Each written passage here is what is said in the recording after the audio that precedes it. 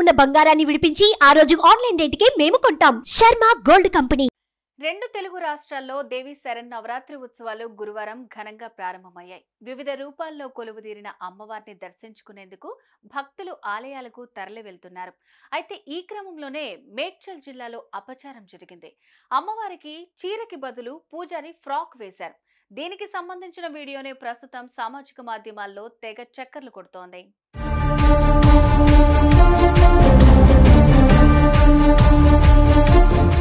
తెలుగు రాష్ట్రాల్లో ముఖ్యమైన పండుగల్లో దసరా ఒకటి. ఈ పండుగల్లో భాగంగా తెలంగాణలో బతుకమ్మ ఉత్సవాలు కూడా జరుపుకుంటూ ఉంటారు.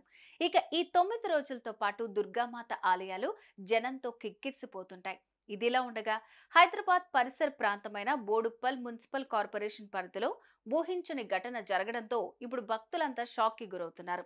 దేవి శరన్నవరాత్రి ఉత్సవాల్లో భాగంగా అమ్మవారి అలంకరణ బాలా త్రిపుర సుందరి ఆకారంలో చీర కట్టించకుండా పూజారి ఫ్రాక్ వేశారు.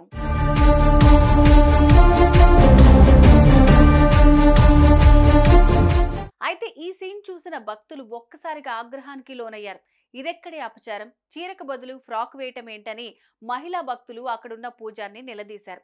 దీంతో ఆ పూజారి భక్తులపై దురుసుగా ప్రవర్తిస్తూ, శాస్త్రం మీకు తెలుసా, బాలా త్రిపుర సుందరి దేవి రూపంలో ఉంది, దుస్తులు విప్పి లేదు, జుట్టు విరబోసుకొని లేదు, గాజులు లేకుండా లేదు అంటూ ఓ మహిళపై విరుచుకుపడ్డాడు.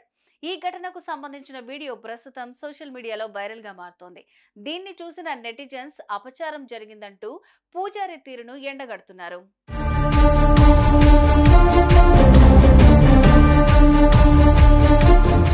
చూసారుగా, బాలా త్రిపుర సుందరి దేవి రూపంలో ఉన్న అమ్మవారికి చీరకు బదులు ఫ్రాక్ వేసిన ఈ ఘటన ఇప్పుడు స్థానికంగా తీవ్ర చర్చనీయాంశంగా మారుతోంది.